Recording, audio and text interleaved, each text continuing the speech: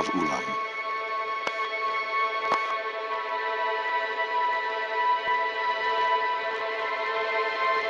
August 1945.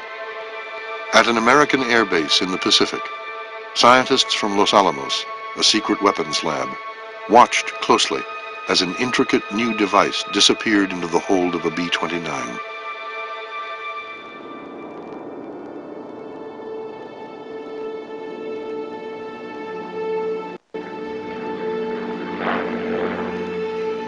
The following morning, the solitary bomber approached the port city of Hiroshima in Japan.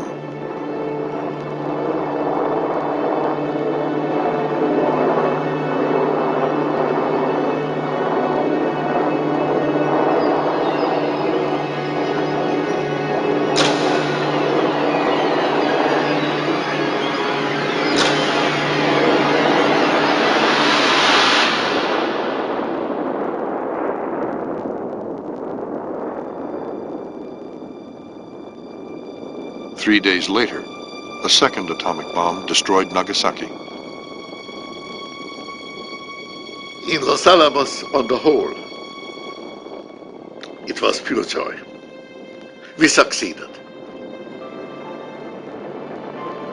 The first impact was, that's beautiful. We have won the war and we have ended the war.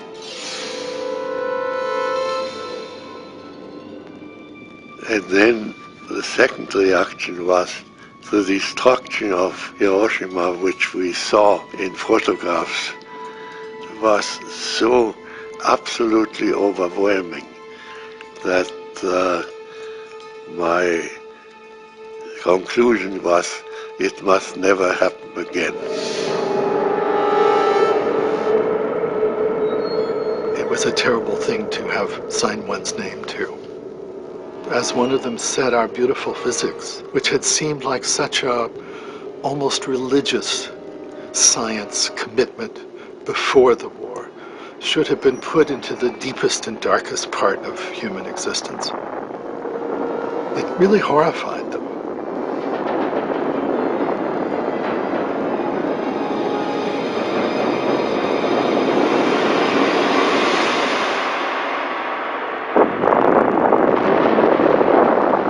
But before long, scientists in the United States and the Soviet Union would begin a frantic race to build an even more terrible weapon. The hydrogen bomb, a weapon of virtually unlimited power.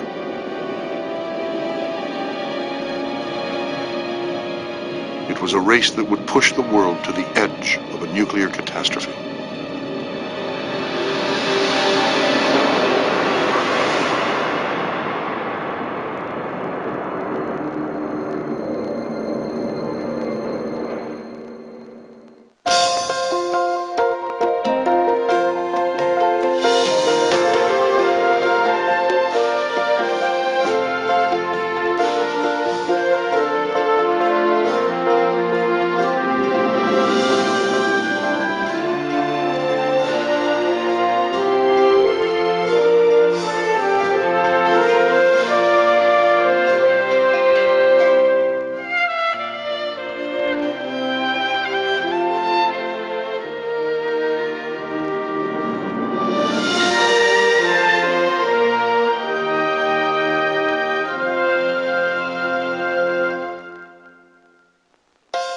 American Experience is made possible by the Alfred P. Sloan Foundation to enhance public understanding of the role of technology. The foundation also seeks to portray the lives of the men and women engaged in scientific and technological pursuit. Liberty Mutual Insurance is a proud supporter of the American Experience. And by helping people live safer, more secure lives, we're also proud supporters of the American Dream. At the Scotts Company, we help make gardens more beautiful, lawns greener, trees taller. If there's a better business to be in, please let us know. And by the Corporation for Public Broadcasting and contributions to your PBS station from viewers like you. Thank you.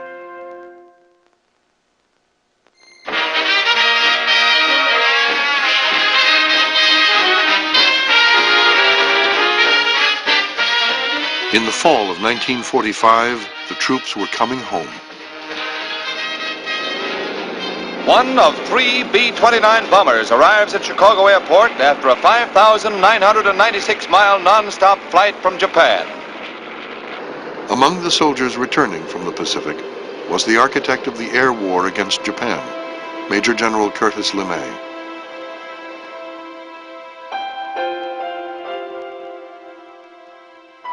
When he saw his native Midwest, LeMay was amazed by the difference between the bomb-blackened ruins of our enemies' cities and the peaceful Ohio landscape, untouched and unmarred by war.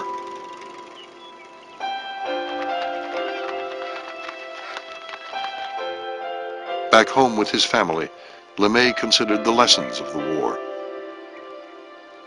"If you love America," he said in a speech a few weeks later, "do everything you can to make sure that what happened to Germany and Japan will never happen to our country."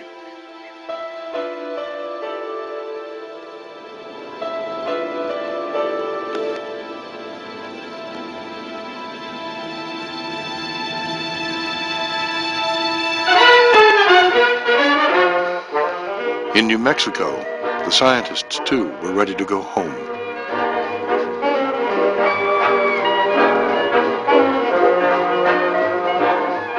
As he prepared to leave Los Alamos, the lab's director, Robert Oppenheimer, addressed his colleagues.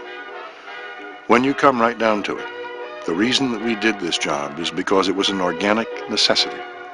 If you are a scientist, you cannot stop such a thing."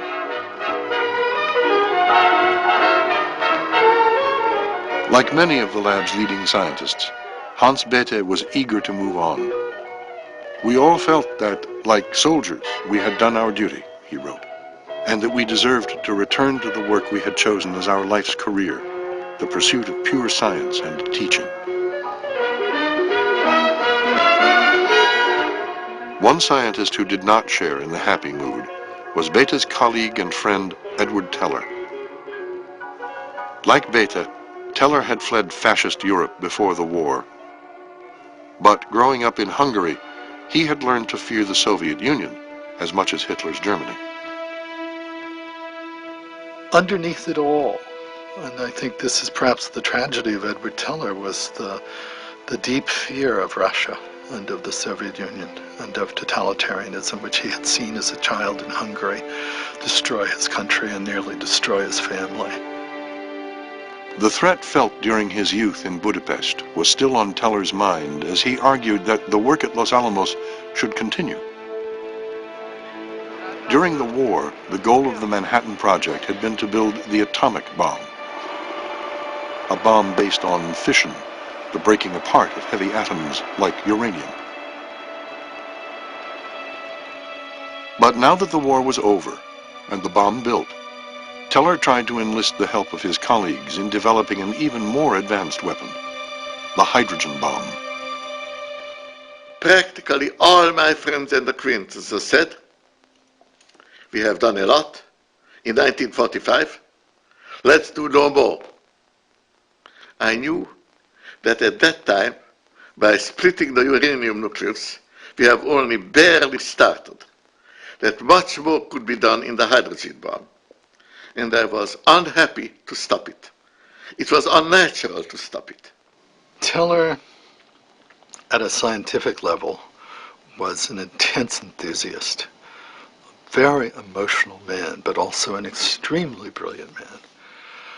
But brilliant, as one of his colleagues, Stan Ulam, would write later, not so much at the basic, simple level of the most original work in physics, but more fascinated with more complicated things. And here was something that was orders of magnitude more powerful and sophisticated than the atomic bomb. Like the sun, the hydrogen bomb would gain its energy from fusion, the melting together of the very smallest of atoms, the atoms of light elements like hydrogen.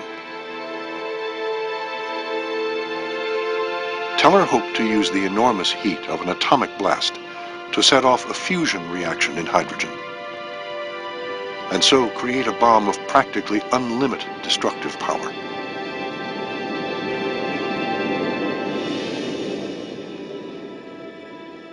In the spring of 1946, Los Alamos organized a conference to take a closer look at the Super, as Teller's idea had come to be known.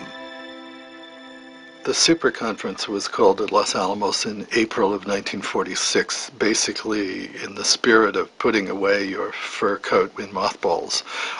They had done a certain amount of work, everyone was leaving, let's get it all down on paper so we can set it away, and this is where we are. At this point there'll be a record. Where they were was what has been called the Super.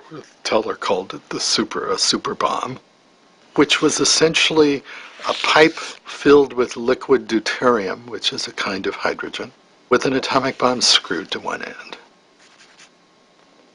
The idea was that the bomb would heat the deuterium hot enough to start thermonuclear burning, a fusion reaction. And the burning would proceed up the pipe and you would have a big explosion.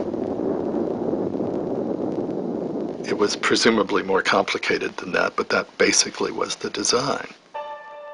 Among the scientists attending the conference was physicist Klaus Fuchs. He, too, a refugee from Nazi Germany who had worked on the Manhattan Project. Fuchs proposed a complicated new scheme to improve Teller's design. For several days, the scientists debated the Super, but no one knew whether the hydrogen bomb would work. Like most of the lab's leading scientists, Teller soon left Los Alamos for an academic appointment, and Fuchs returned to Europe to help develop nuclear weapons in England. The future of Los Alamos looked uncertain. "Give the place back to the Indians," joked Oppenheimer.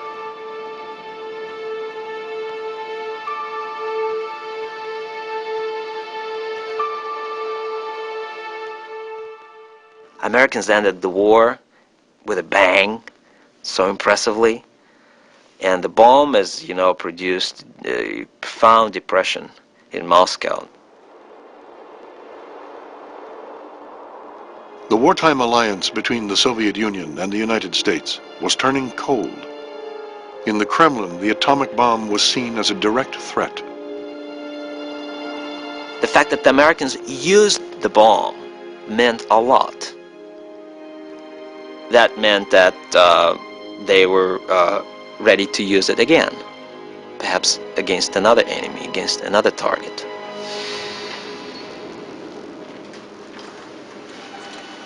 Suddenly, the modest nuclear program already underway in the Soviet Union acquired great importance.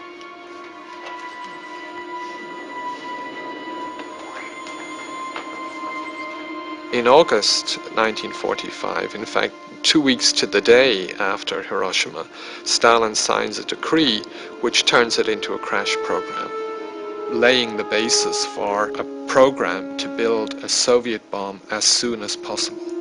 And it's amazing because he didn't even wait for a year, for instance, to let the country to lick its wounds just a little bit. He rushed immediately into this project, and we know that whole regions in the Urals and Siberia were left without electricity for weeks. Electricity was cut off.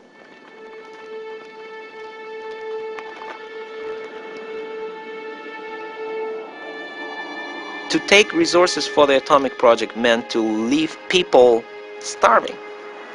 And that's what Stalin did.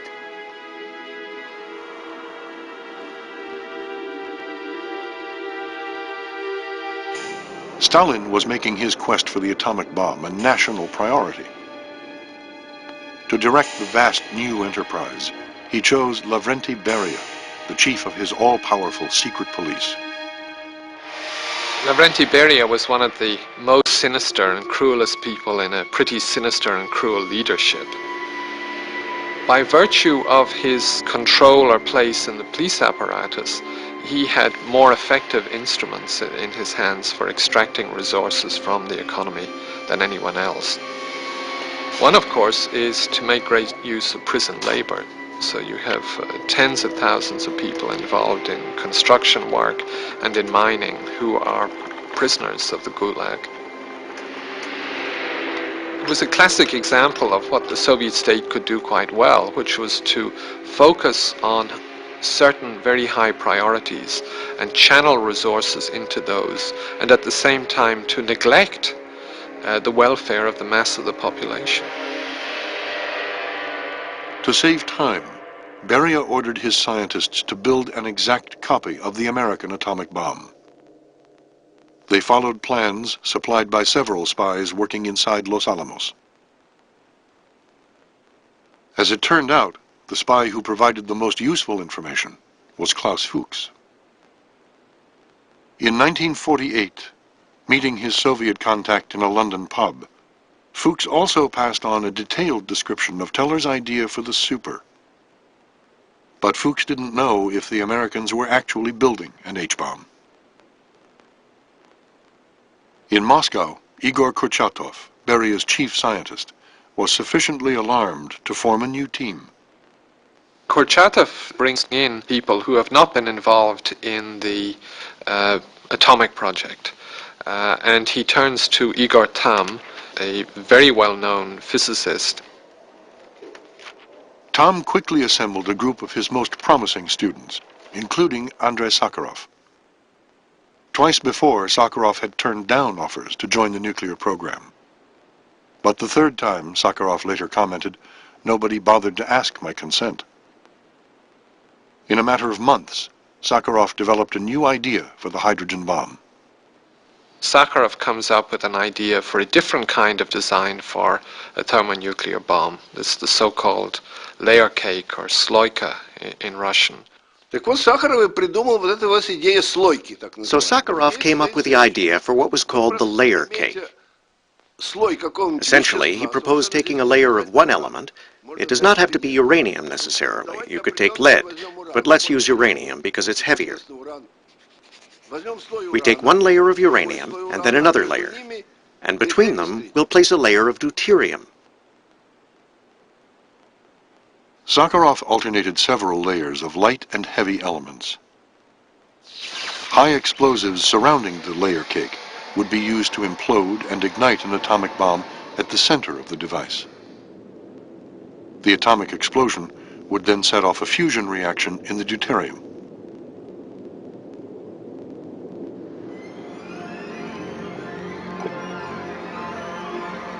Everyone was impressed with Sakharov's new design. But before they could hope to build the layer cake, Soviet scientists had to finish their atomic bomb. In the Ural Mountains, the first industrial-scale reactor was about to start producing plutonium. Before long, Stalin would have his bomb.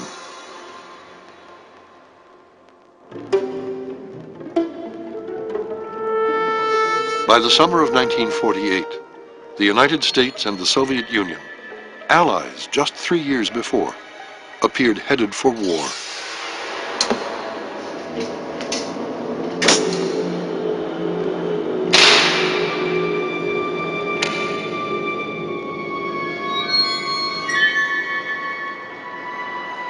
The crisis erupted in Berlin when Stalin cut all road and rail links to the western sectors of the divided city. The Soviets claimed that technical difficulties caused the stoppage. The truth was that they were trying to force the Western Allies to surrender their position in Berlin. And the weapon was hunger.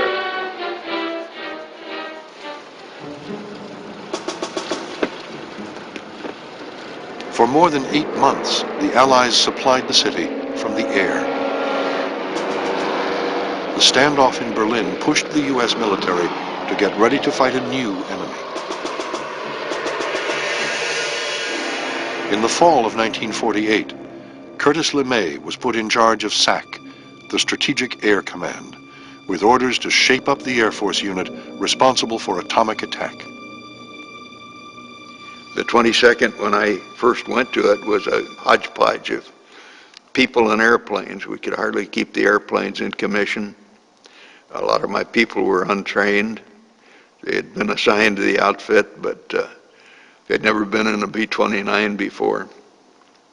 And by the time I left it 3 years later, it was a going Jesse.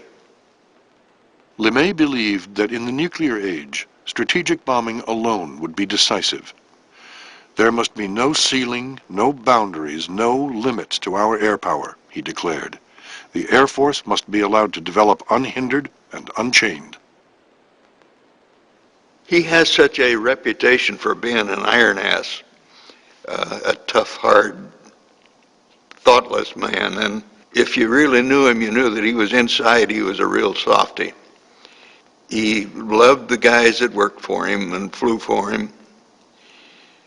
He suffered deeply when they didn't come back from missions. And he knew that incompetence is what killed people. My goal, LeMay stated, was to build a force so professional, so strong, so powerful that we would not have to fight. In other words, we had to build a deterrent force, and it had to be good. LeMay understood that atomic weapons would be decisive, and that therefore you couldn't hold off the enemy while you built the bombs you needed to defend yourself. You had to have everything in place on day one, because there would only be the first day and the second day and maybe the third day, and then it would all be over.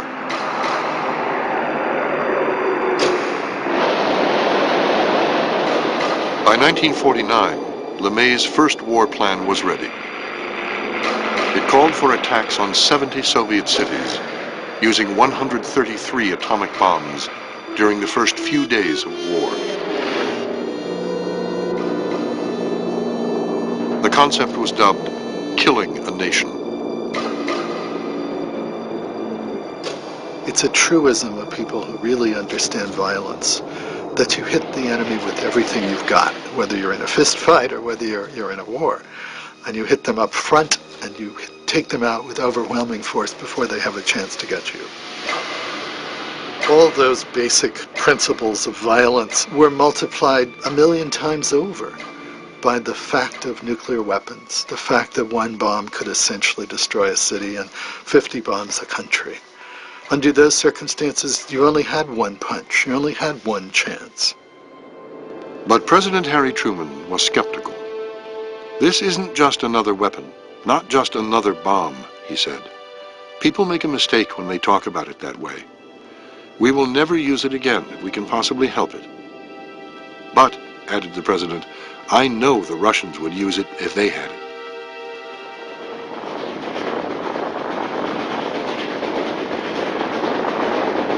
In the summer of 1949, Igor Kurchatov and his team of scientists traveled to the steppes of Kazakhstan to complete preparations for their first atomic test.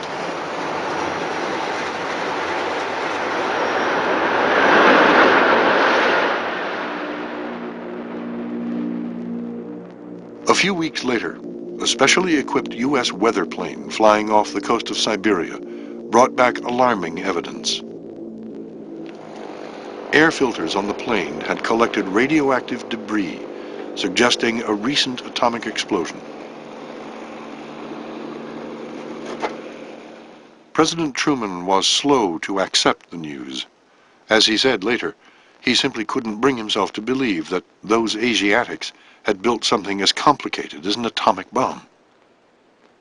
It was a shock for Stalin as well. He did not expect Americans to detect this bomb. He didn't know that such a technology existed. I mean, Americans, we know that Americans almost by chance created a special squadron with special technology on the planes. So if they hadn't done it in time, I mean, Stalin would have kept his secret, which is amazing.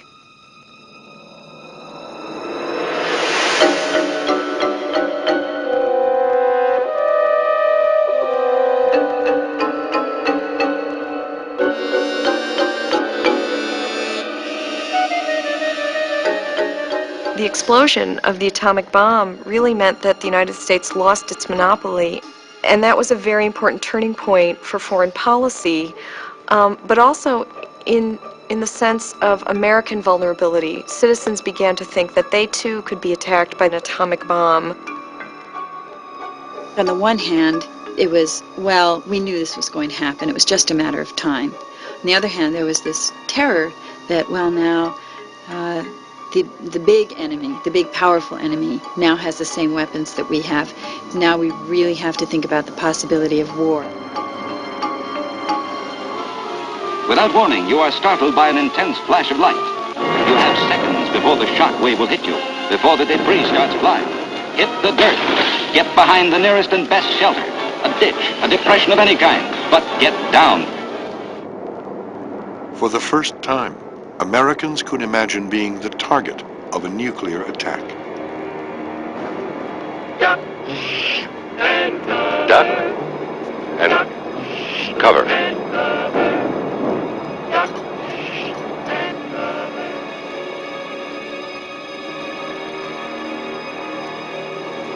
You have seconds.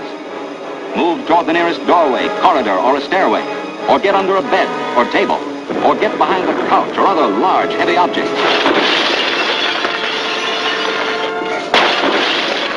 There was public outcry, political outcry to do something. Are you all right, Mother?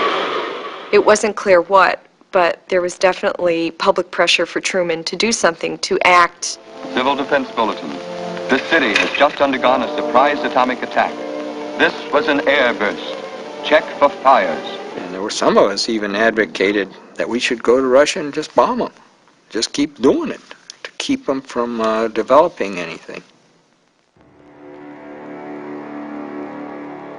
A Pentagon report predicted that the Soviet Union would build an atomic stockpile large enough to attack the United States. They may attack at the earliest opportune moment, the report warned. We began to see that there could be many hundreds, even several thousands of these weapons, and that they could be delivered in ways that would absolutely devastate a targeted country. In Washington, behind closed doors, the administration reviewed its options.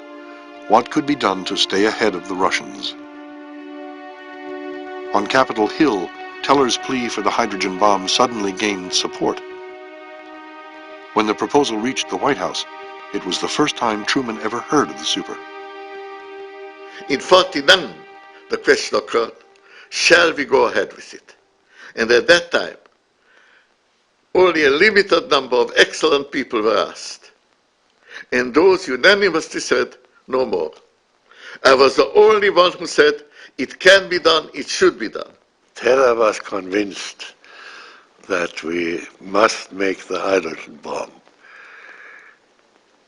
I was skeptical from the beginning, and in the course of conversations with other friends, I became convinced that it was a bad idea. The administration turned to senior scientists for advice. In late October, a committee, led by Robert Oppenheimer, took up the issue of Teller's super. After 2 days of intense debate, the scientists' conclusion was unanimous. Out of that meeting came a recommendation basically saying, we don't think it's a good idea to rush into a hydrogen bomb. We're not sure we know how to make one. Let's instead increase and accelerate our production of atomic bombs to make sure that we have a sufficient armament and deterrent now that the Soviets have broken our monopoly. Two of the committee's most prominent physicists, Isidore Rabi and Enrico Fermi, went even further. Mindful of the devastation seen in Hiroshima, they condemned the very idea of the super. It is clear that the use of such a weapon cannot be justified on any ethical ground, they wrote. The fact that no limits exist to the destructiveness of this weapon makes its very existence and the knowledge of its construction a danger to humanity as a whole. It is necessarily an evil thing considered in any light.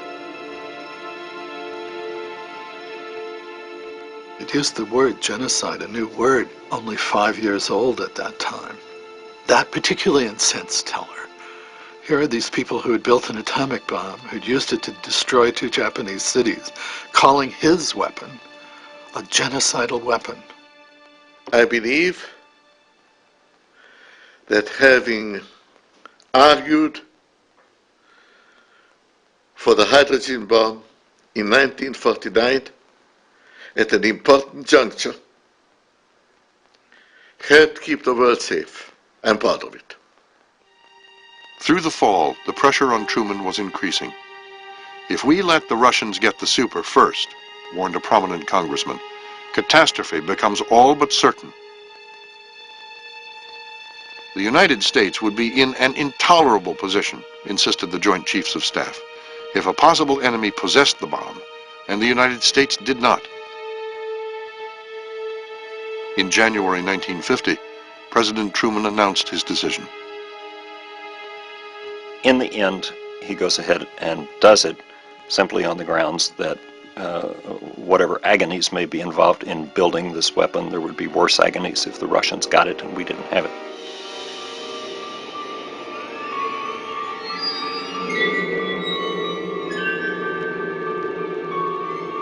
When the news reached Capitol Hill, congressmen stood and cheered.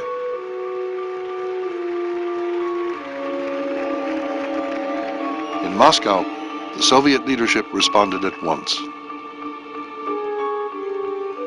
After Truman's announcement at the end of January 1950, Beria gives the final kind of authorization to go ahead to the production and testing of the Sloika design in the Soviet Union.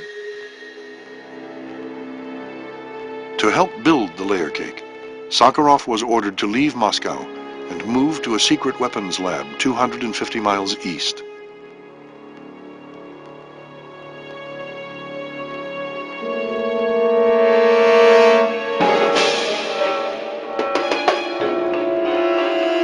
At Los Alamos, the scientists switched to a wartime schedule, a 6-day work week.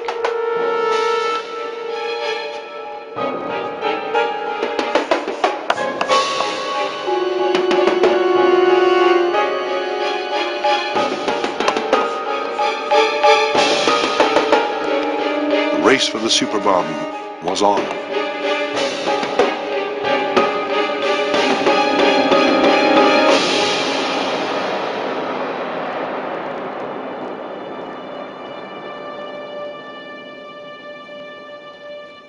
Just 2 days after Truman's decision, the H-bomb was back in the headlines. Klaus Fuchs had been arrested for spying.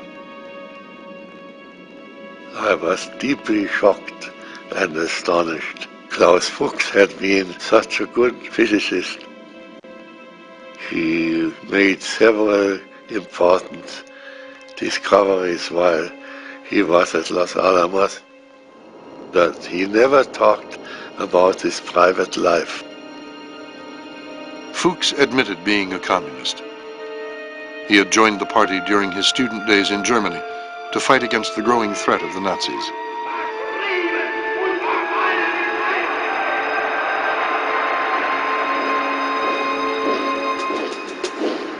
Fuchs and his family had worked helping Jews escape Nazi Germany.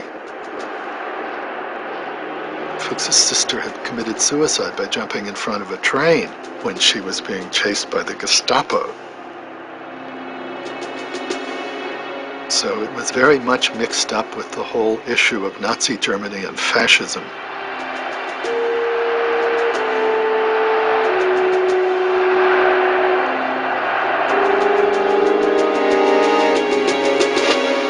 In London, Fuchs was convicted in a trial that lasted less than 2 hours. The British government was reluctant to call witnesses who would reveal the full extent of the damage. That simply added further weight and a terrible sense of dread to the whole dilemma of what to do about the Soviet atomic bomb, because now we knew that they knew what we knew about how you build a hydrogen bomb.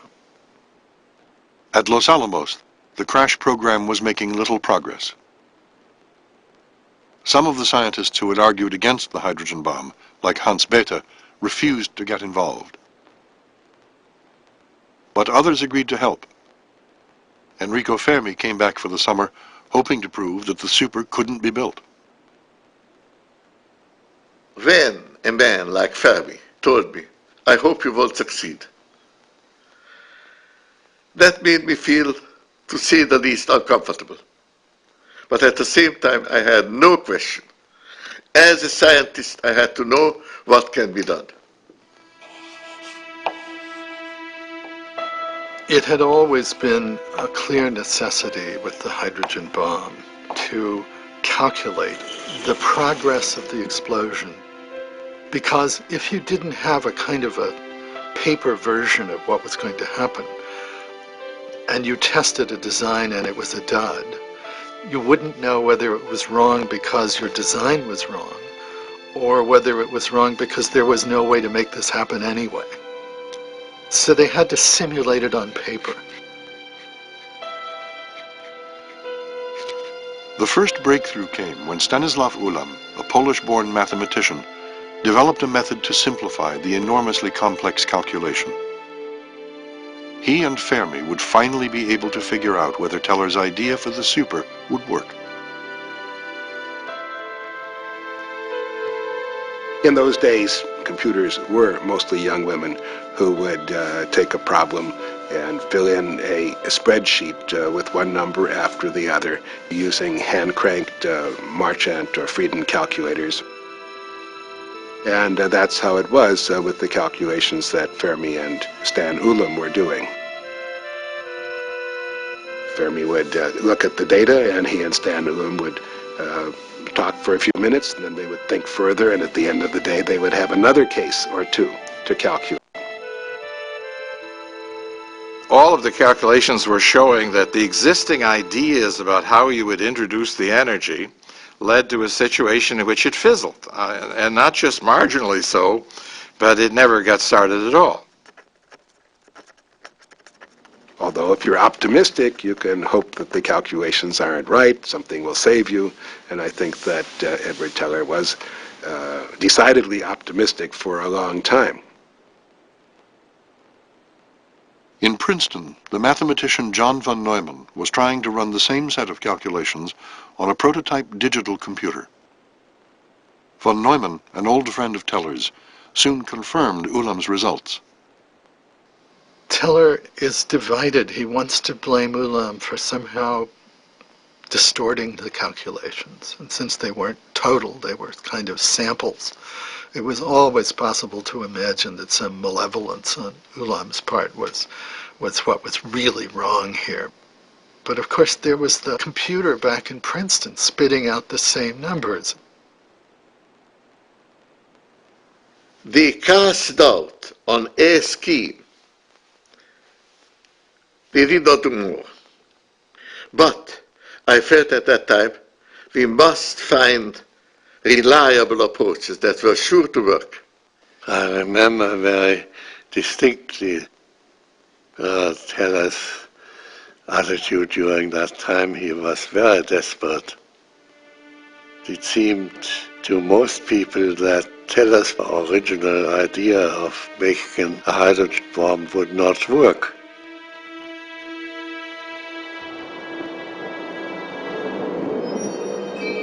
The U.S. program to build the hydrogen bomb was clearly in trouble.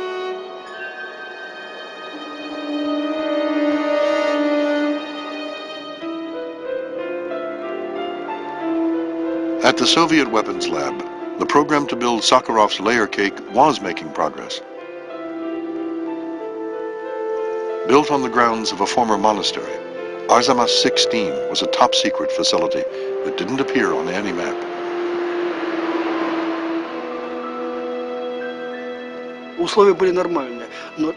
The conditions were fine, but what struck me as very unpleasant, and what weighed heavily on me for the first year, was the realization that we were not allowed to leave the place, even for a vacation. So even during my vacations, I couldn't visit my parents and relatives, you see. That was a heavy burden, and it simply tormented me at first.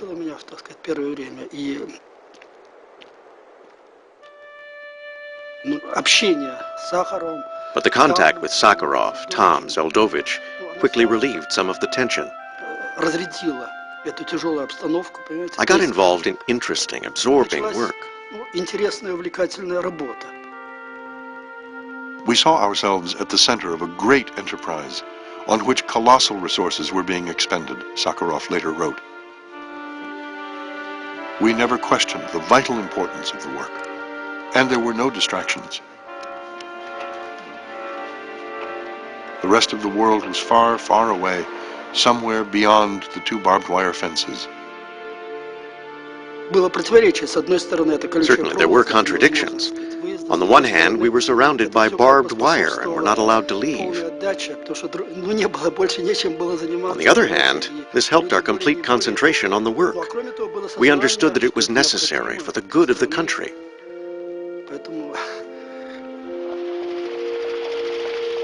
They sacrificed their health and their lives themselves.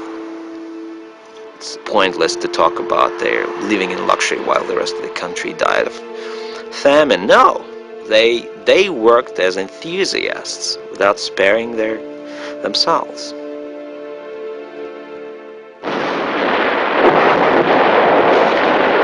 On June 25, 1950, North Korean forces, with Stalin's tacit support, launched an all-out attack against South Korea.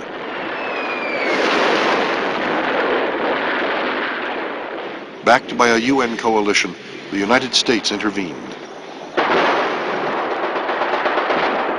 It was the first war in which both sides faced the risk of atomic attack.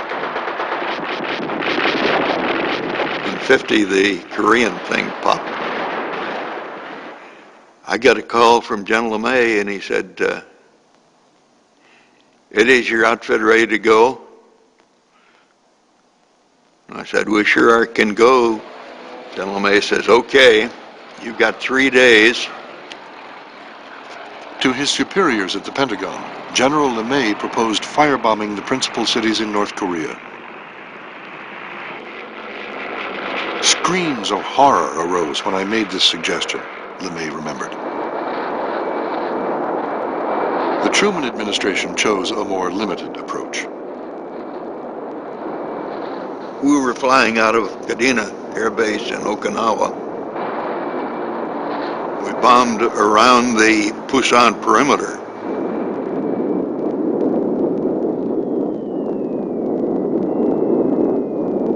We bombed Zool, oil refineries and manufacturing plants all the way up to the Russian border. When we ran out of factories to bomb, we started in on bridges.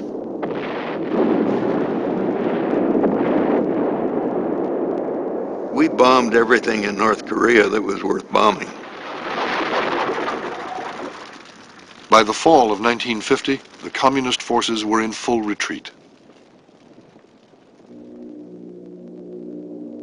It seemed like the war was over, and we were on the way home when we got word that the Chinese volunteers, in quotes, had come across the river and were joining the fight. The Chinese intervention caught the Allies by surprise. United Nations troops are obliged to fall back on all fronts in the face of attacks by Chinese Reds, estimated to number 500,000.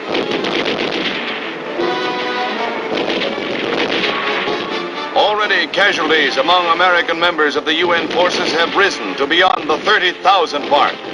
Bitter winter weather, as well as an enemy which outnumbers them more than 3 to 1, have taken their toll.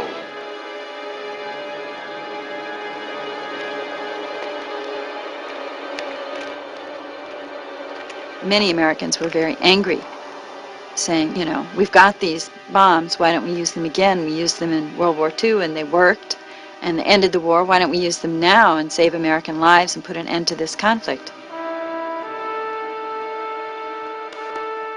In the fall of 1950, when I was serving with the Joint Advanced Study Committee, we actually studied what might be done with the use of nuclear weapons in Korea.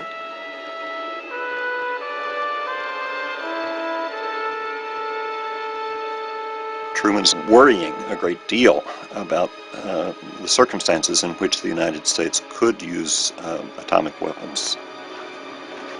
You obviously could blow up a lot of people if you used it, but there are a lot of Chinese. And what if you use 5 or 6 or 10 or 12 of them, and the Chinese just keep coming. Then you have not only failed in the immediate context of the Korean War, but you've called into question the entire credibility of the bomb on a worldwide basis. In a report to the Pentagon, LeMay reached a similar conclusion. The use of atomic weapons in the Far East would probably not be advisable at this time, he wrote, unless this action is undertaken as part of an overall atomic campaign against Red China. But Truman did not want to risk a larger conflict. As the fighting wore on, both he and Stalin were careful to avoid any action that might lead to a nuclear confrontation. Rather than proving decisive, the atomic bomb had helped produce a stalemate.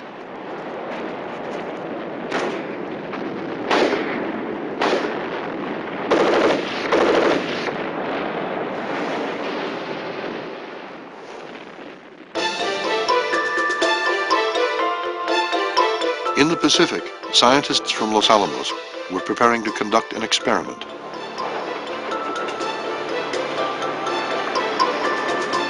Almost a year after Truman's decision, the U.S. effort to build the hydrogen bomb was still stuck. The experiment, nicknamed George, would at least allow them to collect data on a fusion reaction. It was a physics experiment, but it was also a way of saying, okay, Washington, this is something we can do. We're working on this. Don't think it's a bomb, because it's not, but at least we're working on this. Ironically, it was the process of designing George that finally pointed the way to the H-bomb. Teller's concept for George was similar to an idea first proposed by the spy Klaus Fuchs. Before leaving Los Alamos, Fuchs had modified Teller's design.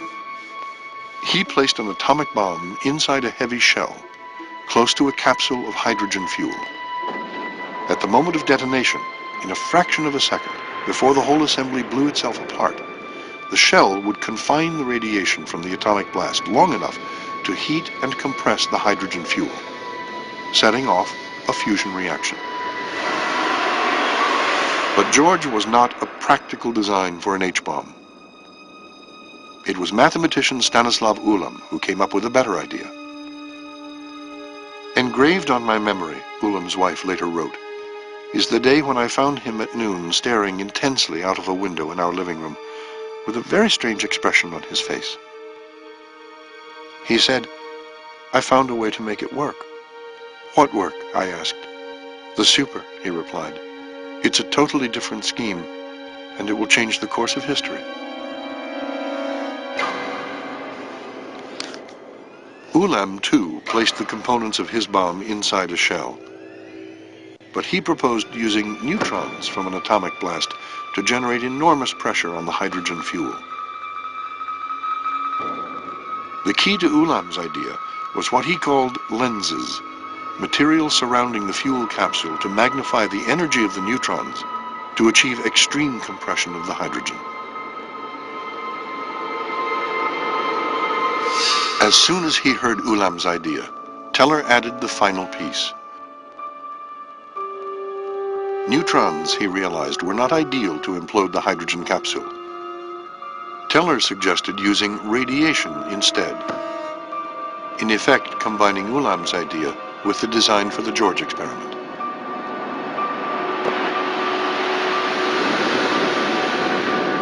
I have this vivid memory of Teller going to blackboard and just, with a few strokes, drawing a cartoon that was, this is how you make a hydrogen bomb.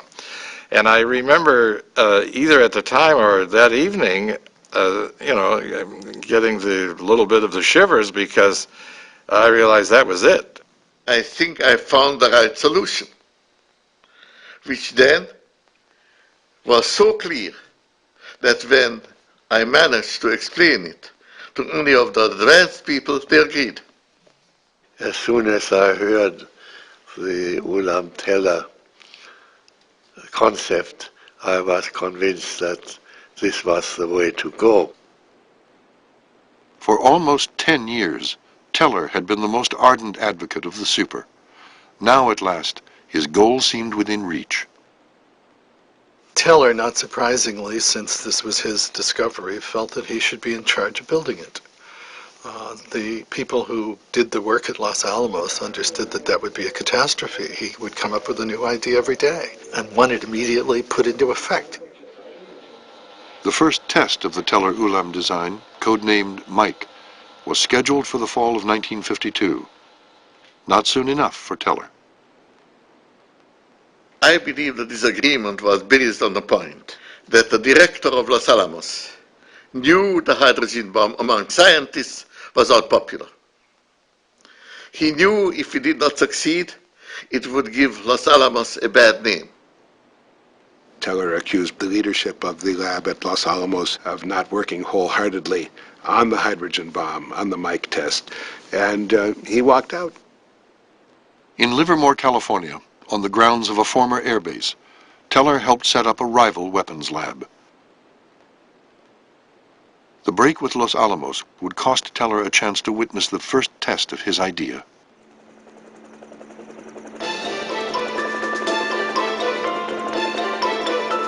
In the Pacific, the construction of Mike was underway. Documented in a classified government film. 21 feet high, 80 inches in diameter, and weighing some 80 tons. Mike was not a weapon. It was far removed from anything resembling one. Mike was purely and simply a laboratory-type experiment. It had 300 or 400 kilograms of liquid deuterium in a big tank, and it had to be kept cooled down to minus whatever, close to absolute zero. It was this immense and very exuberant engineering project. Mike was surrounded by a battery of diagnostic devices to record the explosion. A plywood tunnel packed with helium balloons stretched 9,000 feet to a neighboring island. Through the helium, gamma rays and neutrons would streak towards instruments set up to record the beginning of thermonuclear fusion. From a control room near Mike, television cameras relayed images of the dials and gauges to the command ship 30 miles south of Ground Zero. This is the first full-scale test of a hydrogen device. If the reaction goes, we're in the thermonuclear era. For the sake of all of us, and for the sake of our country, I know that you join me in wishing this expedition well. It is now 30 seconds to zero time. Put on goggles or turn away. Do not remove goggles or face burst until 10 seconds after the first light. 7, 6, 5, 4, 3, 2, 1, T0.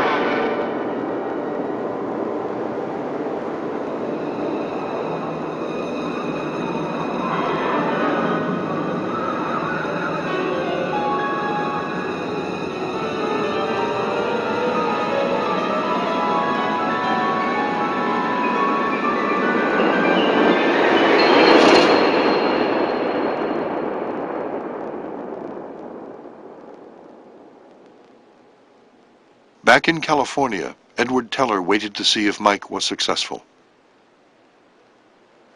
He had found a way to observe the test from afar. In the basement of the geology department at Berkeley, he sat in a darkened room, staring intently at a tiny dot of light. On a slowly rotating strip of photographic paper, a seismograph recorded the slightest movement in the ground below. Teller was waiting for the shock wave from the Pacific to reach California.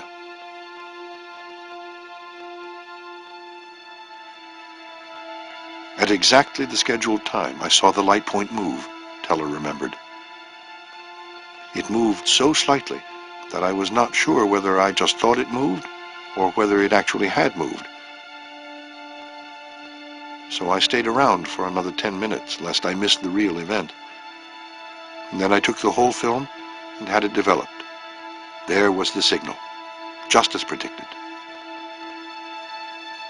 I knew it was a success, and I at once wired to a friend a coded message where I have invented the code. The total message was, "It's a boy." When that hell bomb falls, when that hell bomb falls, they'll be screaming, dying, praying when that hell bomb falls. Charlie 1, this is Red Leader. Request steer to Dog 2. Over. 2 hours after the Mike test, Red Leader approached the mushroom cloud. When the plane entered the stem of the cloud at 42,000 feet, the radioactivity was so intense that the pilot quickly turned back. Near the test site, a survey team set out to take a look at Ground Zero. 2-6 approaching Ground Zero. All test islands seem to be swept clean. Ugilab is completely gone. Nothing there but water and what appears to be a deep crater. The first hydrogen device exploded with a force of 10 megatons, more than 800 times the power of the atomic bomb that destroyed Hiroshima. While the test in the Pacific remained a tightly guarded secret, President Truman, who had ordered the strike against Hiroshima, spoke publicly of the dangers that lay ahead. The war of the future, warned the president, could extinguish millions of lives at one blow and destroy the very structure of a civilization that has been slowly and painfully built up through hundreds of generations. Such a war is not a possible policy for rational man.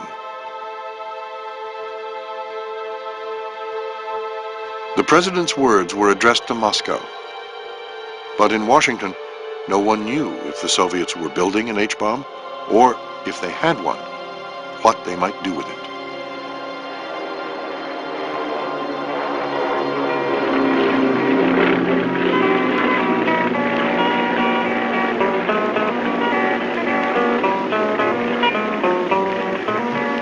When that hell bomb falls, when that hell bomb falls, they'll be screaming, dying, praying when that hell bomb falls.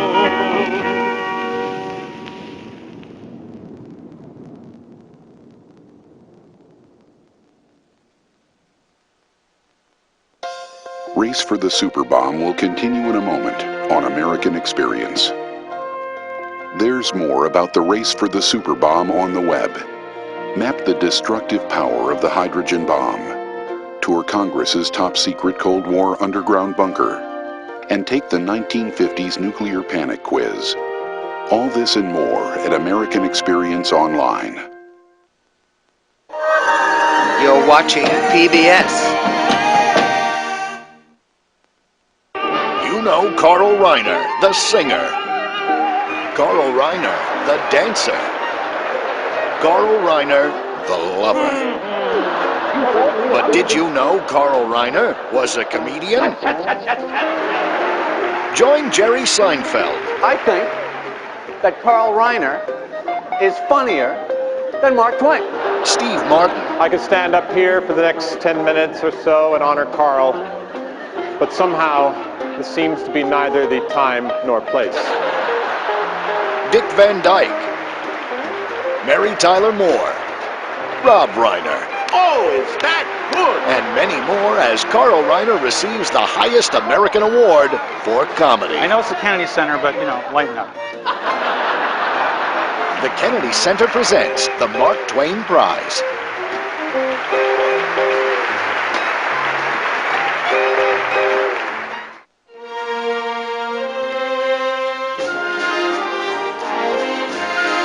If the Broadway musical is all about boy meets girl, it's because we just love the love songs. And you'll love them all over again when Broadway's biggest stars sing them on great performances. When I'm near you, I'm yours,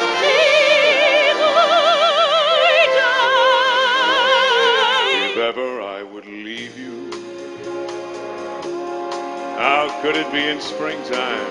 Life is one sweet, beautiful song. When love is right, then what can be wrong? I just wanna be with you. Hosted by Julie Andrews, it's My Favorite Broadway, Love Songs, from great performances.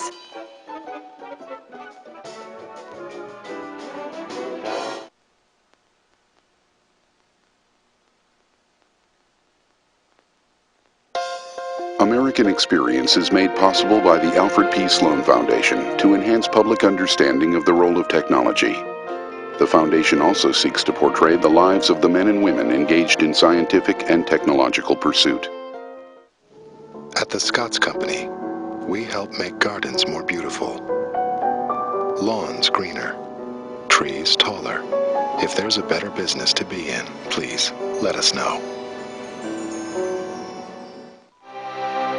Liberty Mutual Insurance is a proud supporter of the American experience. And by helping people live safer, more secure lives, we're also proud supporters of the American dream. And by the Corporation for Public Broadcasting and contributions to your PBS station from viewers like you. Thank you.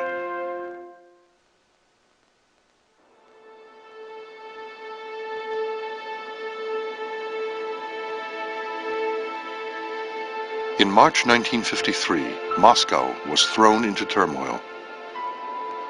Stalin was dead. He had ruled the Soviet Union for almost 30 years.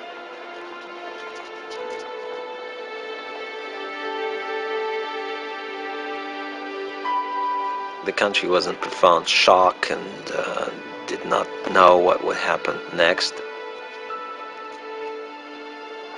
There was a fear inside the leadership that without Stalin, other great powers might crush us or might use some chink in the armor to, to penetrate. That was almost paranoid sense. Lavrenti Beria, still in charge of the secret police and the Soviet nuclear program, now assumed a dominant role in the Kremlin.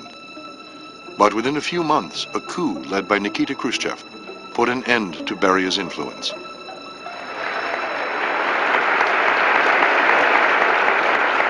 To warn its enemies, the new leadership made a dramatic announcement, claiming to possess an H-bomb before the weapon was even tested.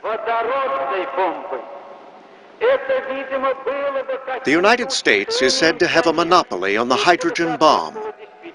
Apparently, it would be of comfort to them if that were the truth, but it is not. The government considers it necessary to announce that the United States does not hold a monopoly in the production of the hydrogen bomb.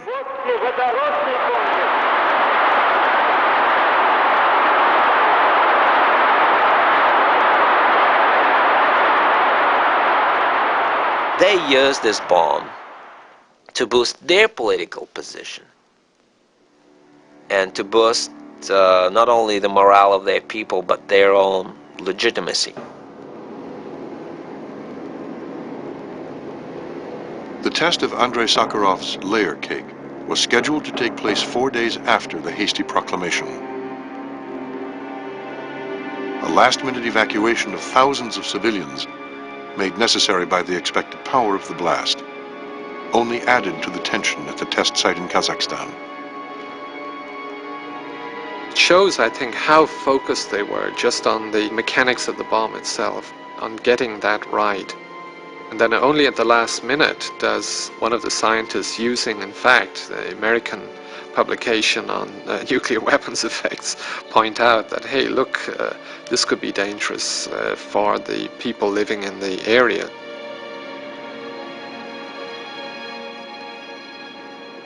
Of course, we worried about the success of the test, wrote Sakharov. But for me, anxiety about potential casualties was paramount. Catching a glimpse of myself in a mirror, I was struck by the change. I looked old and gray.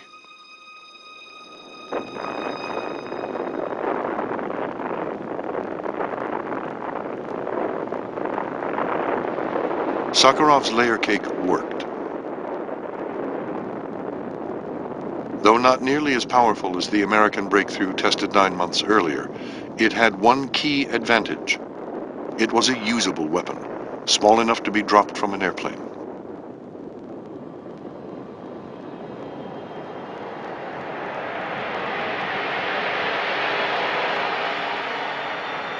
Almost immediately, Los Alamos assembled a team to analyze the fallout from the Soviet test. Hans Bethe drew a strikingly accurate picture of Sakharov's design. It was alternating layers of uranium and lithium deuteride compressed by high explosives. The Soviets, Bethe concluded, had yet to discover the true super, the bomb of virtually unlimited power.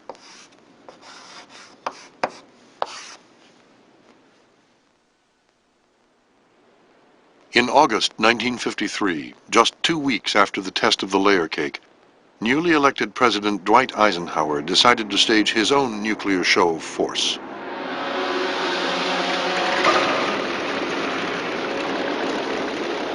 In Korea, Stalin's death had broken the stalemate, and both sides finally seemed willing to end the conflict.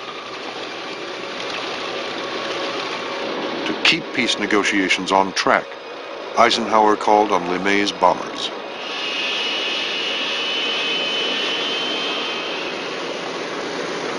Our mission called for me to take 20 B-36s with nuclear weapons on board and go to Okinawa and sit on the alert. The mission, codenamed Big Stick, carried an implied threat by placing SAC's newest bomber close to the Soviet and Chinese border. The B-36 really wasn't much fun to fly. It was a gigantic thing. They used to say it was like sitting on your front porch and flying your house around. It was big on the outside and small on the inside. Very cramped for the crews, and the missions were long. It wasn't a pleasurable assignment in a lot of ways, and yet I was very proud of it because the B-36s could hit targets within Russia that could be touched in no other way.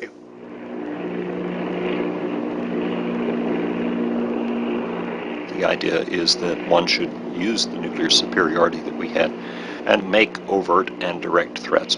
Be prepared to use atomic bombs and to break down this psychological taboo that distinguishes nuclear weapons from other weapons, that we ought to just treat them as being like any other weapon.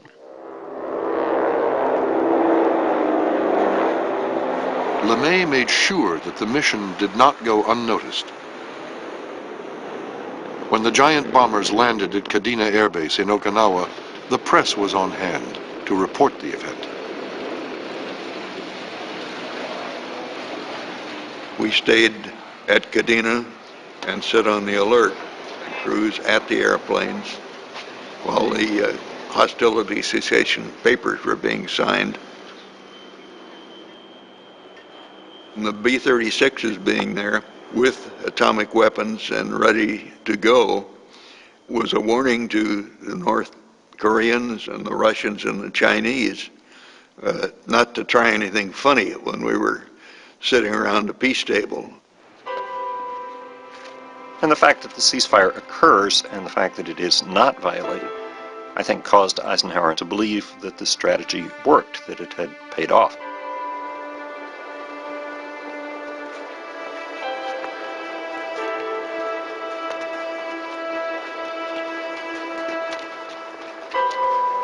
And so they make it a general strategy of, in effect, cutting back on the amount of spending for non-nuclear weapons and relying more heavily on the nuclear deterrence to protect American global interests.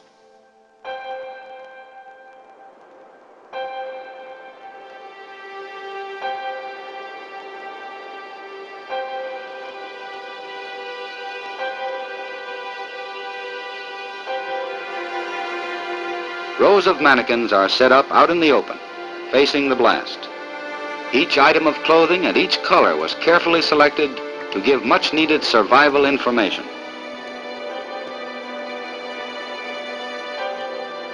With the new emphasis on nuclear arms, smaller atomic tests in the Nevada desert now became public spectacles, as the administration set out to teach the American family survival skills for the nuclear age.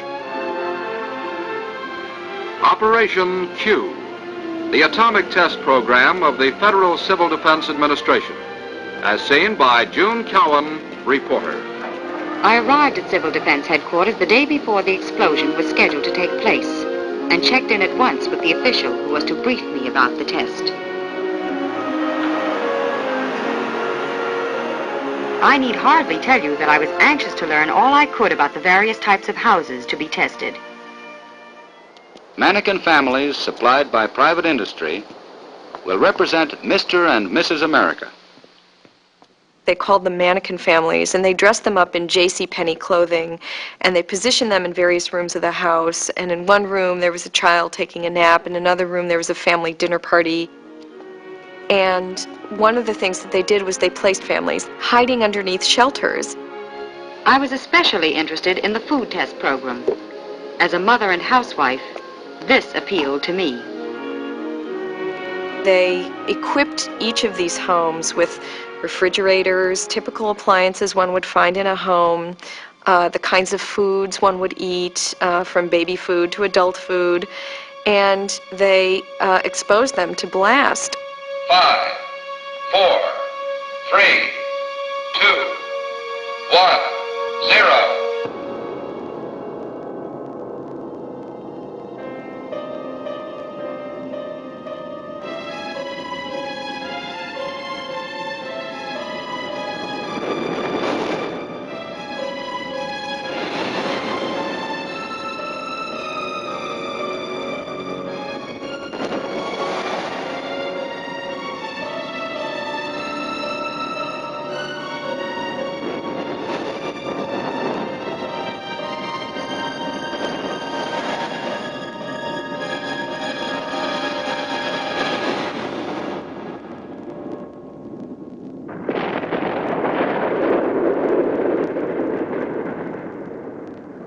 These were sort of like morality tales. Each film, each brochure was a morality tale. If you didn't prepare, you have only yourself to blame for being wounded or killed. Remember this dining room group? Effects of an atomic blast in the house farthest from ground zero. Injury, perhaps death, in a tangle of debris, the result of being unprepared. House number 1, nearest ground zero, almost complete destruction, a mass of rubble and debris. Yet, in this lean-to shelter, you discover indications that a human being might have survived the blast with simple protection. It asked American families to think about themselves not just as friends, neighborhoods, family members, but as warriors of a Cold War. And this really introduced a military purpose and practice into American family life. The threat of nuclear war caused some leading scientists to renew their opposition to the H-bomb. In a secret report, Robert Oppenheimer raised serious questions about the wisdom and morality of U.S. nuclear planning. We are ignorant of the consequences of inflicting massive destruction and heavy civilian casualties in a brief period, he warned. Oppenheimer, who had never worked on the Super, condemned the idea of aiming hydrogen bombs at enemy cities. In Washington, Oppenheimer's persistent criticism hit a nerve. In the summer of 1953, the newly appointed chairman of the Atomic Energy Commission, Louis Strauss, decided to act. As soon as Strauss became chairman of the Atomic Energy Commission, he moved to lift Oppenheimer's security clearance, to find reason to accuse him of espionage, or at least of bad advice, which is in fact what he was accused of. I guess there were politics people in Washington who felt he was getting too big for his britches in the policy advising sense. And they went after him. In April of 1954, the AEC held secret hearings to review the security clearance of its most prominent scientist. Oppenheimer stood accused of earlier left-wing sympathies and, more to the point, of opposing the development of the hydrogen bomb. One by one, all the players in this complex, tragic story come back on stage and make their speech and play their part. Beta testified and Robbie testified, and significantly and really tragically, Teller testified. I spent an hour with Edward Teller before his testimony, tried to talk him out of it, but it was to no avail. I was called to testify about Oppenheimer. I was under oath. I took my testimony very seriously. At the hearing, Teller said, "In a great number of cases, I have seen Dr. Oppenheimer act in a way which for me was exceedingly hard to understand. To this extent, I feel that I would like to see the vital interests of this country in hands which I understand better, and therefore trust more." The AEC did not renew Oppenheimer's security clearance, in effect ending his role as an advisor to the government. Transcripts of the hearings were leaked to the press, and Oppenheimer's humiliation became front-page news. He retreated to the Institute for Advanced Study, where he was the director, and became what Yeats once called a smiling public man. But he was destroyed. His friends all say that. Oppenheimer wasn't the only one harmed. I lost the cooperation with most of my colleagues in America. And for me, the profession was more than a profession. It was also my circle of friends. I thought that Teller would lose a lot of his friends. I didn't expect that it would go this far. And I am sorry for Edward Teller, and he made, in this case, a bad decision.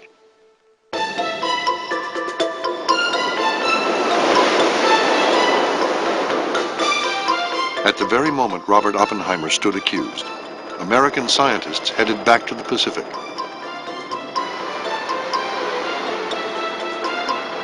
They would now test prototypes of an H-bomb, small enough to be dropped from a plane.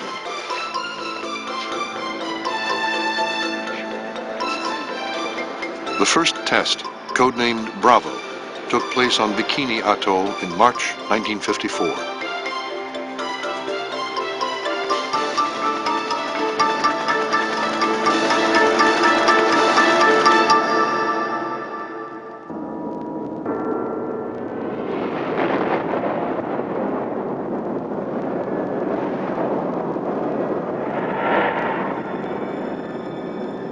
I think we were about 30 miles away, and it just kept rising and rising. It looked to me like what you might imagine a diseased brain or the brain of some madman would look like, all the convolutions and so on. And it just kept getting bigger and bigger. Something I'll never forget was the heat. I had the feeling a cloud was on top of me, but the heat just kept coming on and on and on. And it was really scary because the heat doesn't go off. The explosion was twice as large as expected, 40 times more powerful than Sakharov's layer cake.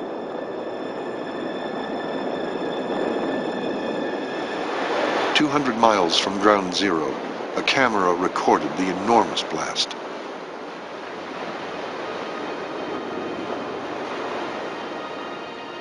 In minutes, the mushroom cloud reached an altitude of more than 15 miles.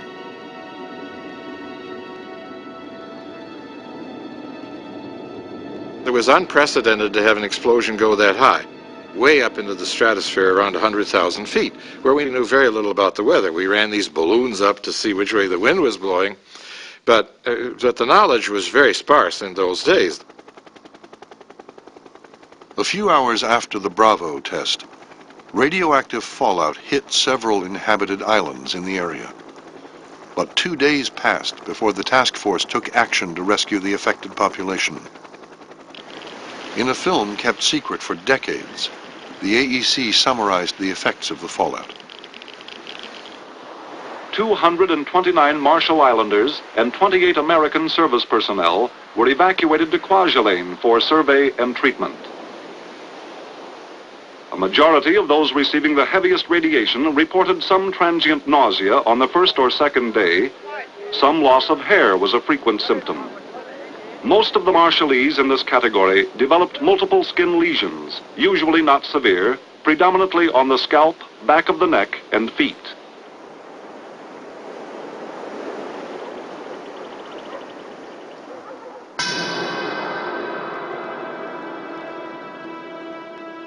The story of Bravo and its aftermath began to leak out a few weeks later when the Lucky Dragon, a Japanese fishing vessel, returned home from the Pacific. The boat's crew of 23 was suffering from severe radiation sickness. One fisherman later died.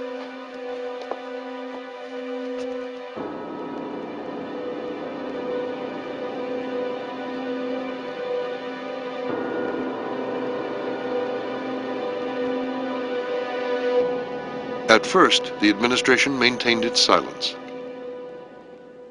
No other program outside of intelligence ever had the kind of secrecy surrounding it that the nuclear program had, and everybody became used to that. You know, we don't have to explain what's going on. It's terribly secret, and if we do explain, somehow the Russians will be able to exploit this, and so we're not going to tell you. And Bravo broke into that. Another byproduct of the stupendous mid-Pacific blast unfolds in San Francisco, where tuna fish, supposedly made radioactive during the tests, are scrutinized by federal agents armed with Geiger counters for signs of contamination. The fish shipped from Japan must undergo rigid inspection by food and drug officials before being allowed entry. In this case, the fish are given a clean bill of health. In Washington, AEC Chairman Strauss was forced to respond.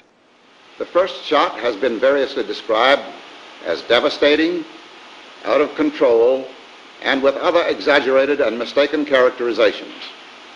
I would not wish to minimize it. It was a very large blast in the megaton range, but at no time was the testing out of control. I thought some of the stuff coming out of Washington was pretty silly. They began to talk about radiation exposure in terms of sunshine units, which I thought was one of the dumbest phrases that come down the pike in a long time. You know, designed to somehow put a happy face on it, on the impossible. In the Soviet Union, the official news agency downplayed the Bravo test.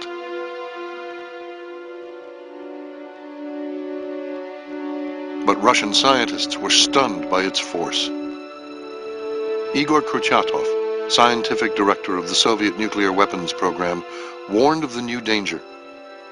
Kurchatov and 3 of the other leading scientists in the project write a short report for the leadership in which they say essentially that a nuclear war, especially a war using thermonuclear weapons, could lead to the end of all life on Earth. It's a very stark document. The explosion of about 100 large hydrogen bombs, Kurchatov wrote, will be sufficient to create on the whole globe conditions under which life will be impossible. What's really interesting about it is that it cuts absolutely against the official Soviet line. The Kremlin leadership shelved Kurchatov's report, and the Soviet military soon staged a dramatic exercise that challenged the scientists' conclusion.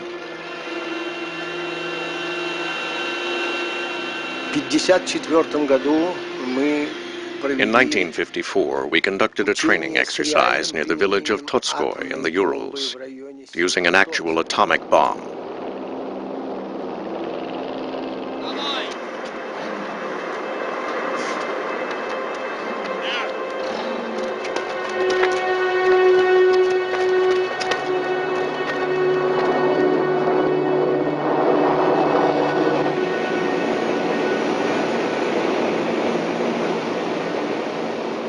30 to 40 minutes later, troops, both on foot and in tanks, all of them wearing gas masks, entered the contaminated zone.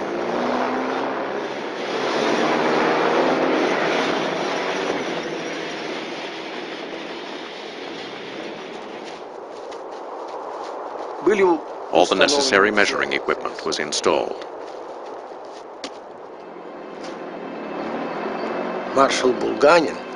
In the discussion that followed, Marshal Bulganin, who was in charge of the exercise, said that the results showed none of the troops who passed through the contaminated zone had been exposed to high enough levels of radiation to warrant fear of this weapon.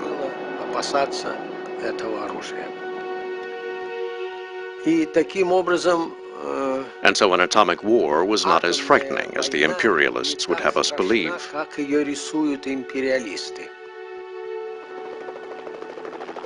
At the Nevada test site, the American military also used smaller atomic blasts to learn how to survive a nuclear war. Some aircraft are instrumented to record the strains and pressures inflicted upon them. We're trying every angle and every gadget we can to find out what really does happen when an atomic bomb kicks out fiercely at the world around it. Shot day. Camp Desert Rock. H-5 hours. Like all too many people, both in and out of the military, before these men got their assignment for this operation, they had many misconceptions about the bomb and its effects. Some of them thought they would never again be able to have families. Some of them expected to glow for hours after the bomb went off. Many of them were afraid. They had never taken the time or invested the effort to learn the facts about what to do in case of atomic warfare.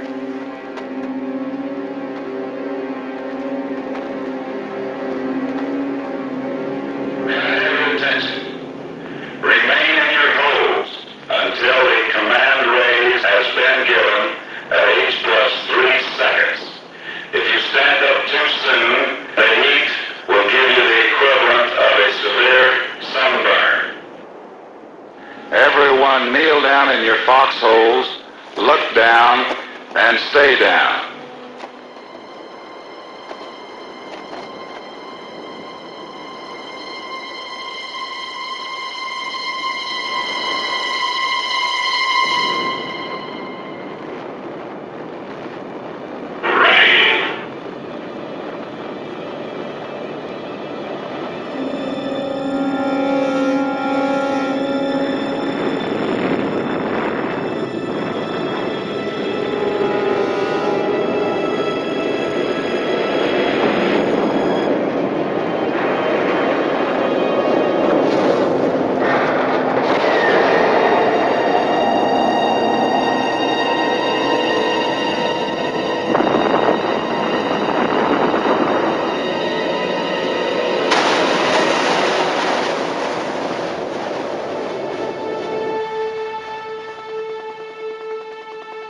Like their Soviet counterparts, the American military came to an upbeat conclusion. In the minds of many of the men, there was doubt and fear before. Now there is confidence. Confidence that comes only with experience. Just treat it with respect rather than fear. Use a little common sense and observe a few basic precautions. After the walkthrough, we move back out of the contaminated zone to our parking area. We made it, and so can anyone else who goes through this kind of operation.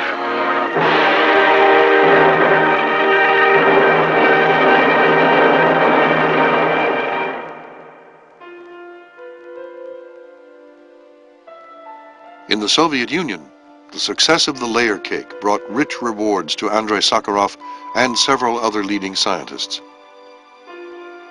Sakharov received the title Hero of Socialist Labor, as well as the Stalin Prize. At the age of 33, he became the head of the theoretical department at the Artemis Weapons Lab. But there was little time to celebrate. Это совершенно безумная задача. An absolutely insane task was set for us, not to lag behind the United States by 1 iota. We had to have everything the Americans had. There couldn't be the slightest gap. And so as soon as new information arrived about the work in this or that direction, we absolutely had to do the same thing. The scientists at Arzamas recognized at once that the enormous force of the Bravo explosion signaled a breakthrough. Sakharov's team had been looking for ways to improve on the layer cake. Now he enlisted additional help in a frantic effort to catch up. Only a few weeks after the Bravo test, the Soviet scientists hit upon the same idea of radiation implosion, the concept first developed by Teller and Ulan.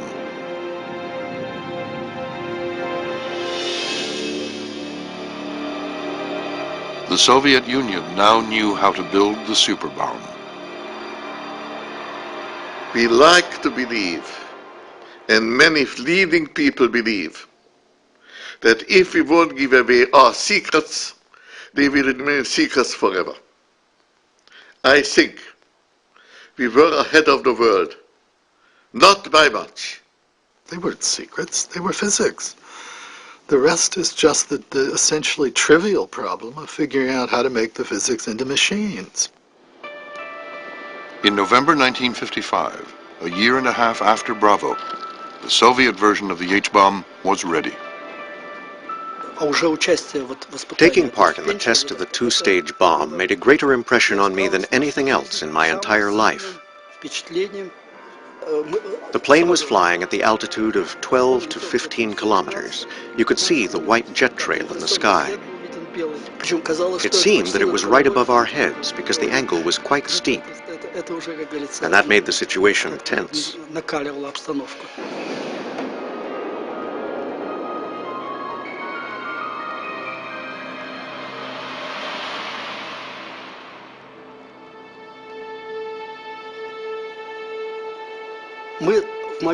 At the moment of the explosion, we were standing, and we covered our faces with our hands as instructed. Immediately, it felt as if you had put your head into an open oven. The heat was unbearable.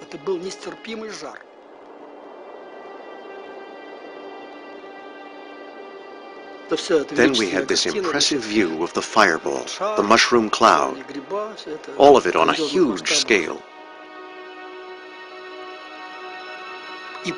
What was shocking was that this great scene was unfolding in absolute silence.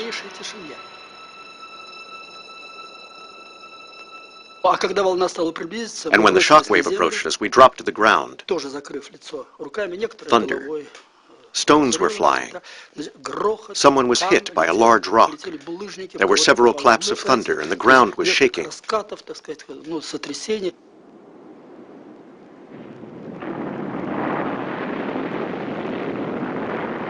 Unusual atmospheric conditions created a powerful shock wave that hit towns more than 50 miles from ground zero.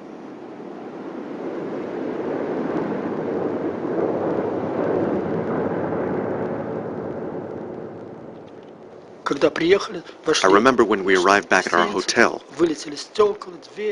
The windows and doors had been blown out. It felt as if the place had been hit by an air raid. But our joy was indescribable. We started celebrating immediately. We took out all of our supplies. Someone brought alcohol. There was a sense of fulfillment, of having completed our task. That this beautiful, complex device, and that's what it was from a physicist's point of view, had worked, was a triumph of science, of course. We all understood that.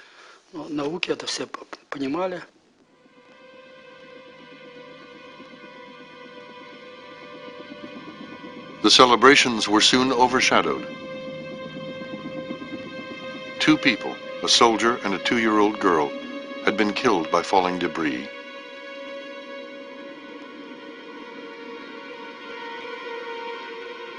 Sakharov approached ground zero soon after the blast. When you see all of this yourself, something in you changes, he wrote. When you see the burned birds who are withering on the scorched steppe, when you see how the shock wave blows away buildings like houses of cards, when you feel the reek of splintered bricks, when you sense melted glass, you immediately think of times of war. All of this triggers an irrational yet very strong emotional impact. How not to start thinking of one's responsibility at this point?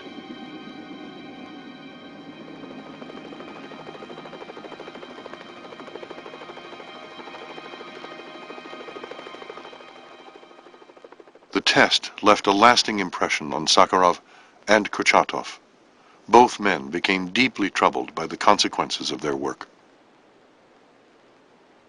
Nikita Khrushchev, the new leader in the Kremlin, saw the danger too. When I was appointed first secretary of the Central Committee and learned all the facts of nuclear power, I couldn't sleep for several days, he wrote. Then I became convinced that we could never possibly use these weapons. And when I realized that, I was able to sleep again.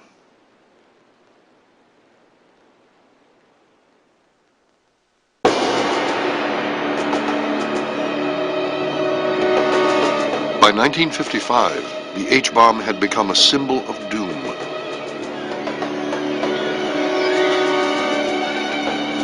Hailed just a few years earlier as the weapon to save the world from communism, the Super was turning into the ultimate nightmare.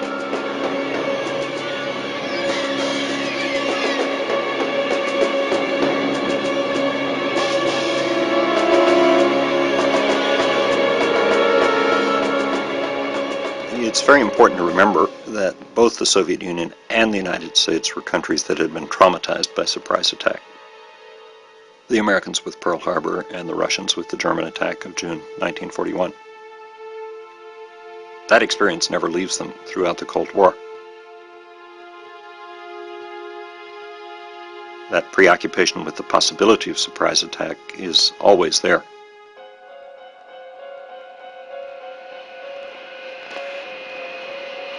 To guard against surprise attack, LeMay kept his planes, some now armed with H-bombs, on constant alert.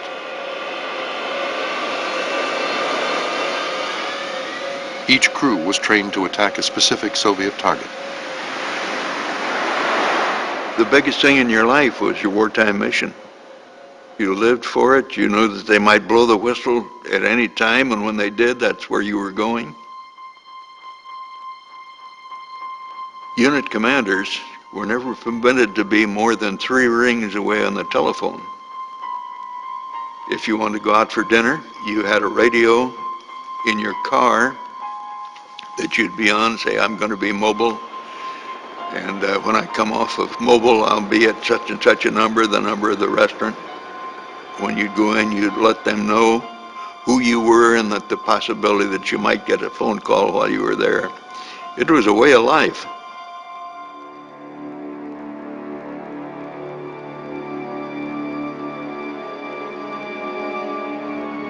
LeMay's plan was clear. My determination was to put everyone in SAC into this frame of mind. We are at war now. So if we actually did go to war the very next morning, or even that night, no preliminary motions would be wasted. It was a totally different concept of how to fight a war. And it required the United States to do something we had never done before, which is to have a huge military establishment in peacetime, to have the whole stockpile in hand. All these things that essentially militarized a very peaceful democracy.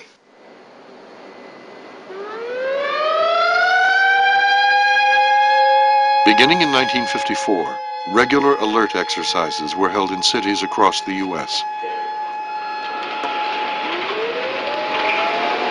But now that both sides had the H-bomb, there was no place to hide.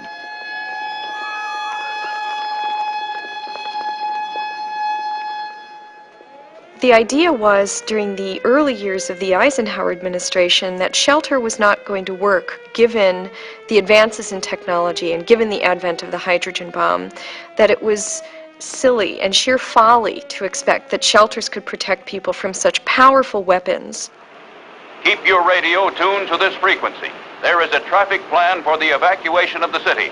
Do not... So instead of duck and cover, the slogan was run like the wind. All cars in the downtown area must follow the green lights.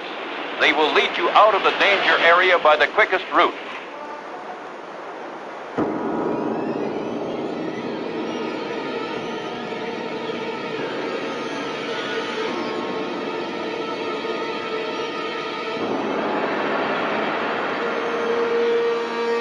Basically, Operation Alert was a war game. It was a hypothetical attack on a city, or as they referred to them, on a target area. They would decide how many bombs, what the size of those bombs were, what the size of the population would be that was killed, the size of the population that would go homeless. There was concern running all through the Eisenhower administration about the panic effects, the breakdown of law and order that would occur, who would exercise any kind of control or support for the people. Those were some of the things that we would test out during these exercises.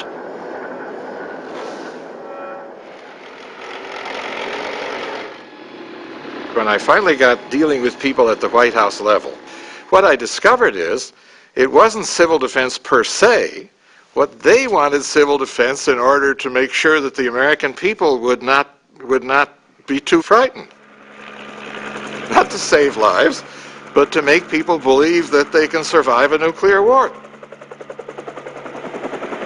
One of the reasons that people are beginning to protest against the whole civil defense apparatus is the recognition, especially after the hydrogen bomb, that this is pointless, that there is no way to imagine surviving individually or as a nation in the event of a nuclear holocaust with weapons of this magnitude. In New York City, the protests began with isolated acts of civil disobedience. The sirens were going. I looked around and there's not a soul around. And civil defense guys come. And they said, you're going to have to take shelter. I said, no, I'm not going anywhere. This is my park. I'm sitting here with my children. No. The protests made headlines in the New York press. The following year, thousands of women brought their children to the same park to demonstrate against the alert exercise. It wasn't the first time that women have used the banner of motherhood to protest political realities, but it had a very important resonance at a time when motherhood was so glorified. So when you start to have mothers protesting, it was very powerful. But Operation Alert continued. No matter how many times they studied panic, no matter how many times they tested a communication system, no matter how many times they set up a mass feeding exercise, there was no defense against the hydrogen bomb. Nevertheless, they continued to practice it in this kind of ritualized way, and even President Eisenhower would participate. President Eisenhower leads the way in a test evacuation of the entire executive branch. The chief executive heads for a secret retreat, the first time the government has abandoned the capital since it was burned in the War of 1812. We are here to determine whether or not the government is prepared in time of emergency to continue the functions of government. So there shall be no interruption in the business that must be carried on. In private, Eisenhower admitted the exercise was futile. Once the hydrogen weapon was available, you began to hear from him that any idea of nuclear war would be, as he said, an absurdity or a form of insanity. No longer was war an extension of policy by other means, but it was a form of mutual suicide. The United States is piling up armaments which it well knows will never provide for its ultimate safety, the president told his advisors. We are piling up these armaments because we do not know what else to do to provide for our security.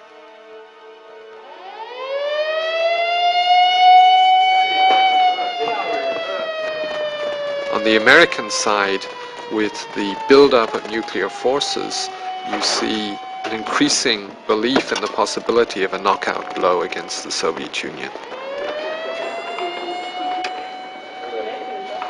And on the Soviet side, you see the increasing fear that the Americans might try a knockout blow. And so the Soviet interest then becomes to try to preempt an American attack. Of course, technically, the one who strikes first, especially if it is a preemptive strike, gains the advantage over the other side.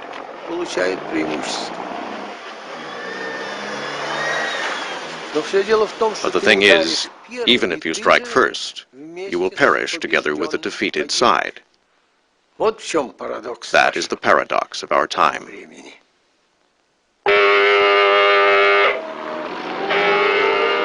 Both countries continued to prepare for the worst.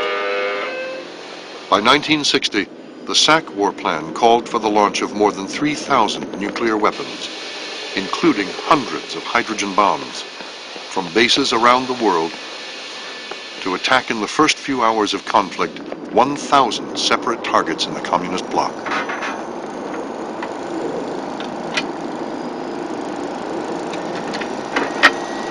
This could not be more at odds with Eisenhower's own thinking about the consequences of nuclear weapons.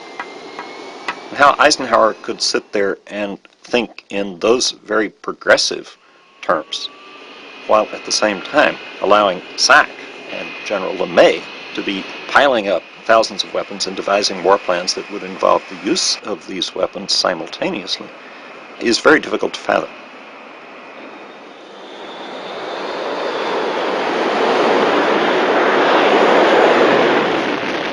We felt that the only way we could assure that it didn't happen was to have the capability here in SAC to deter the Russians from doing that, and having the honor and the American ethics of not doing it yourself.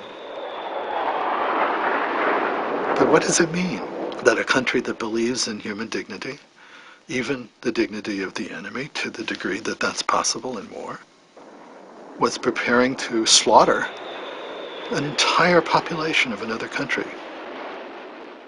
Never mind the fact that the fallout from this killing of a nation would come back to us and kill most of us as well. 30 seconds to go.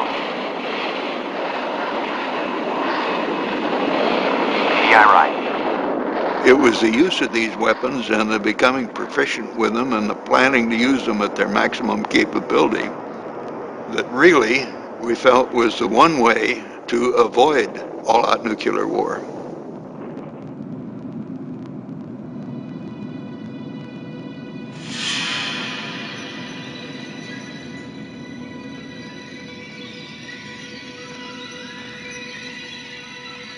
I know that's anomalous, but we couldn't think of any other way to keep it from happening.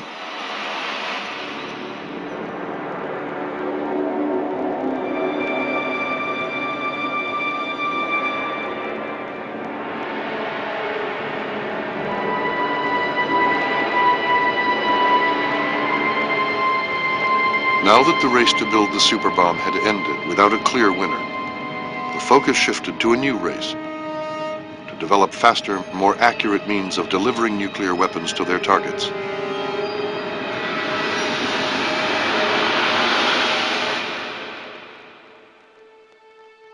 In Washington, Edward Teller found strong support for his argument that nuclear superiority held the key to the nation's survival. He later became a leading advocate of the Strategic Defense Initiative, which promised to protect the United States from the very weapon he had helped invent. Andrei Sakharov, like Teller, continued to work on nuclear arms, but increasingly he found himself in conflict with the Soviet regime. He became the most prominent and outspoken advocate of human rights and democracy in his homeland. Curtis LeMay retired from the Air Force in 1965. He never questioned his belief in large-scale strategic bombing. In his memoirs, he reflected on the unimaginable power of the hydrogen bomb.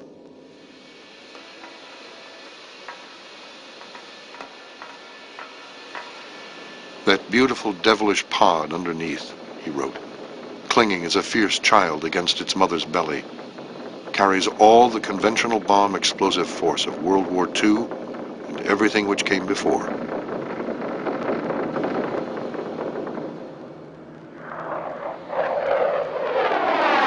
One B-58 can load that concentrated firepower and convey it to any place on the globe. And let it sink down, and let it go off, and bruise the stars and planets and satellites listening in.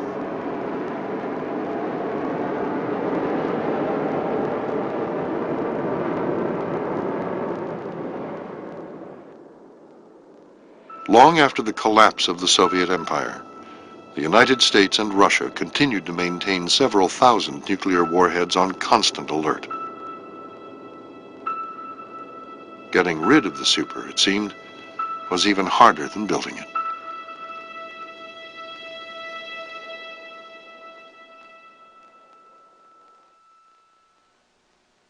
There's more about the race for the superbomb on the web. Map the destructive power of the hydrogen bomb. Tour Congress's top-secret Cold War underground bunker. All this and more at American Experience Online. To order Race for the Superbomb on video cassette or other programs from American Experience, call 1-800-PLAY-PBS.